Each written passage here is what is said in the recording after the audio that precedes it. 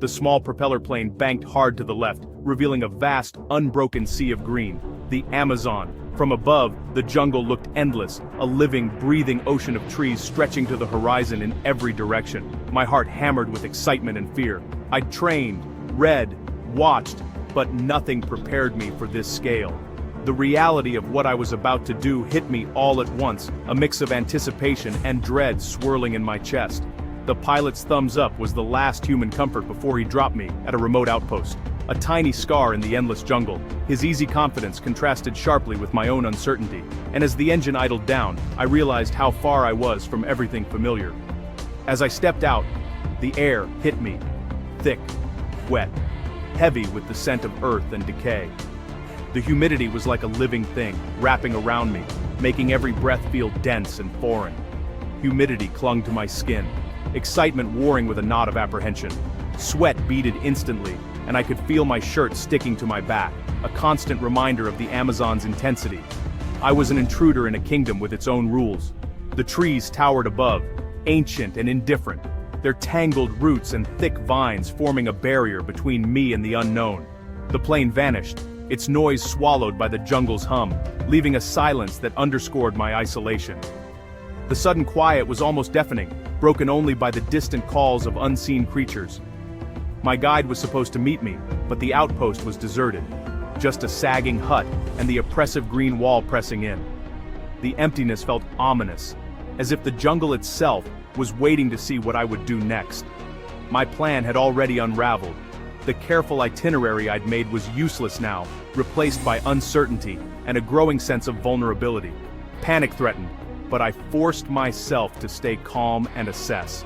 I reminded myself that fear was natural, but it couldn't be allowed to take over. I had my pack, a knife, and my wits. Meager tools against the Amazon, but all I had, every item in my bag, suddenly felt precious, each one a potential lifeline in this vast wilderness. The adventure had begun, not as I'd imagined. Instead of a guided introduction, I was thrust into the unknown, forced to rely on myself from the very first moment.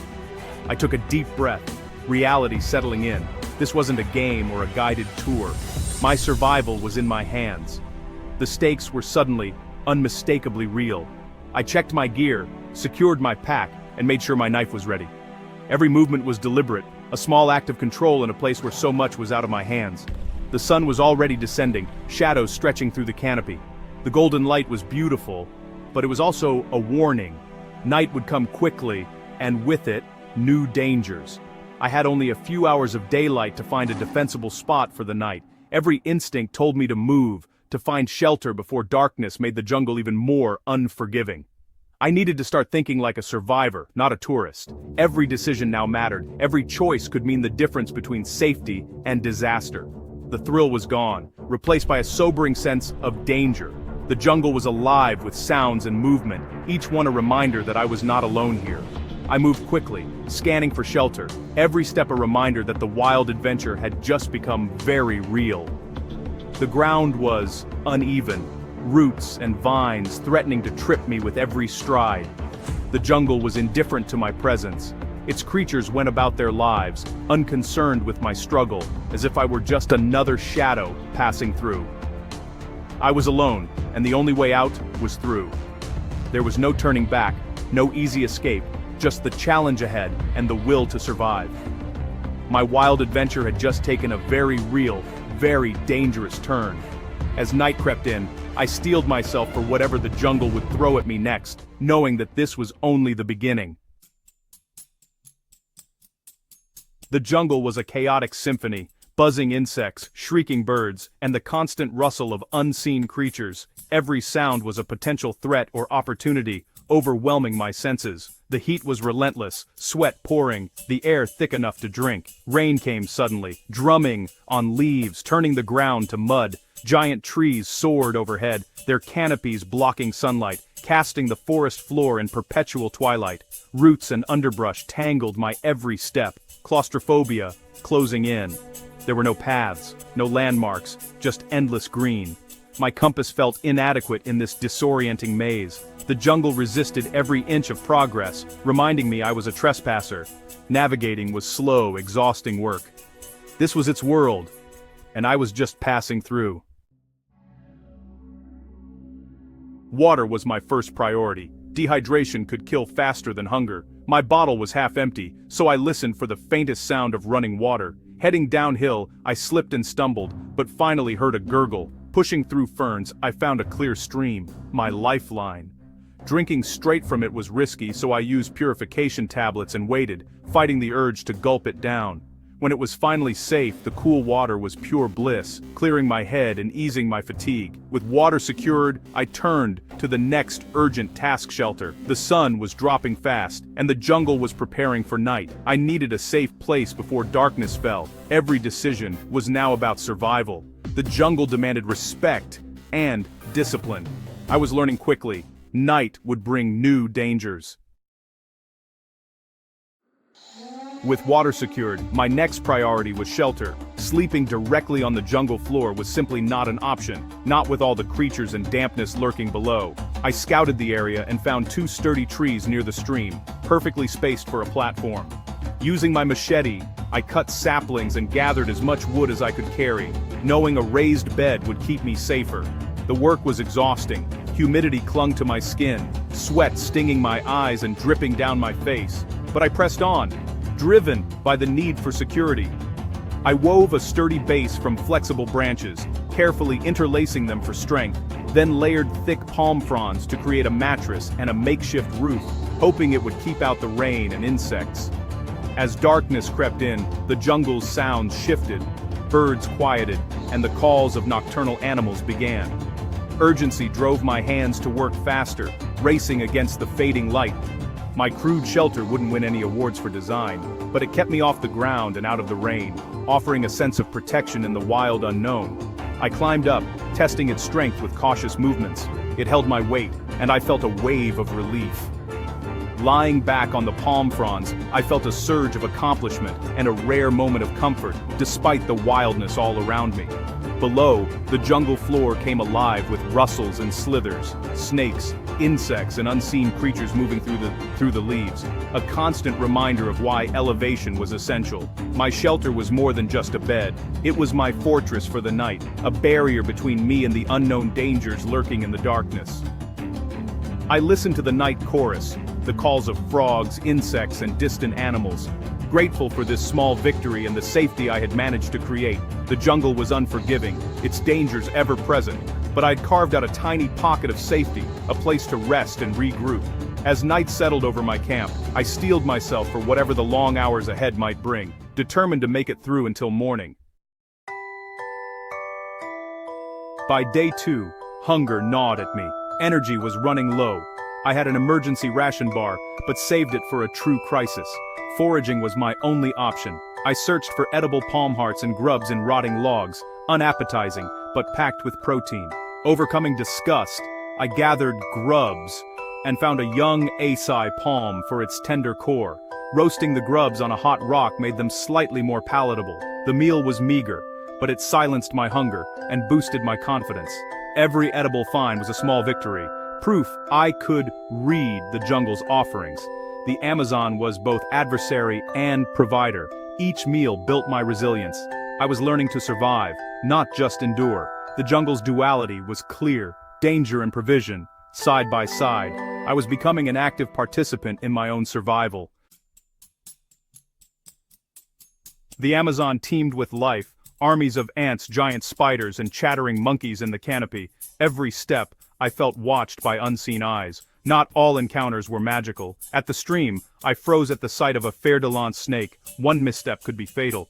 I learned to move with caution, watching every hand and foot placement. Nights brought a chorus of frogs and the flash of poisoned dart frogs' colors. One night, green eyes reflected my headlamp, a big cat, likely an ocelot or jaguar, watching from the shadows. The encounter was terrifying and awe-inspiring. I was not the top of the food chain here. My strategy: make noise, avoid surprises, and never reach blindly. I read the forest signs, learning its rhythm. The wildlife wasn't malicious, just living. Respect and awareness were my best defenses. I was an observer, not a conqueror. The jungle demanded humility.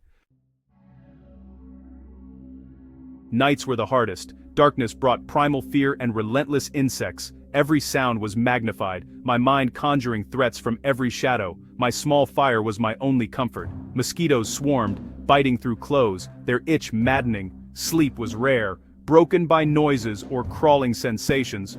Dampness seeped into everything, chilling me despite the heat. Loneliness hit hardest at night, isolation pressing in. I talked to myself, planning the next day, just to hear a human voice. The jungle tested my mental fortitude as much as my body.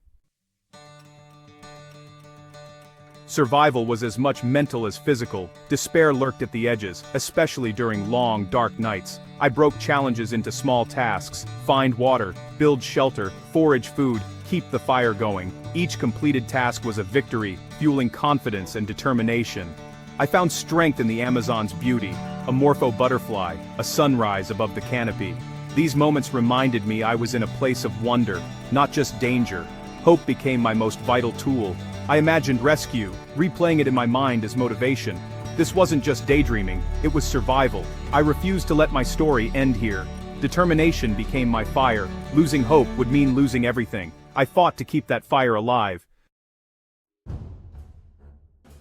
On the third afternoon, I heard it, a helicopter's distant thrum, alien in the jungle's symphony. The sound was faint at first, almost blending with the calls of birds and the rustle of leaves, but it grew steadily louder, unmistakable, and full of hope. My heart pounded as I rushed to a clearing, waving frantically with every ounce of energy I had left. Desperate to be seen, I shouted, my voice hoarse but determined, signaling with everything I could muster. The helicopter circled overhead, searching, then dropped a rope ladder through the thick canopy, a lifeline descending from the sky. Relief overwhelmed me as a rescuer descended. I was saved. The moment our eyes met, I knew I was finally safe, and tears I'd held back began to flow. As we lifted off, I looked down at the endless green, the jungle now peaceful from above. The chaos and fear of survival faded into a breathtaking panorama, the Amazon stretching to the horizon, mysterious and beautiful. The days after were a blur of medical checks and reunions. Doctors examined every wound, and I was reunited with loved ones and rescuers, each embrace a reminder of how close I'd come to being lost forever. I was battered, bitten, and exhausted, but alive. Every ache and scar was proof of what I'd endured, and I wore them with a strange pride. The Amazon had changed me, stripping me to my core and revealing strength I never knew I had. In those quiet moments, I realized how much I'd grown, both physically and mentally. I felt gratitude for my rescue, my training, and the resilience I'd discovered. I thanked everyone who helped me, knowing I could never repay them for giving me a second chance. The jungle taught me respect for nature's power and beauty. Its dangers were real, but so was its wonder. The vibrant life, the endless green, the delicate balance of survival. Survival wasn't about conquering the wild, but understanding it, and myself. I learned to listen, to adapt, and to appreciate the world in ways I never had before. I learned how fragile, yet adaptable, we are. The jungle tested every limit, but it also showed me the depths of human endurance and spirit. The wildest adventure was discovering the untamed wilderness within. In the heart of the Amazon, I found not just survival, but transformation, a journey that would stay with me forever.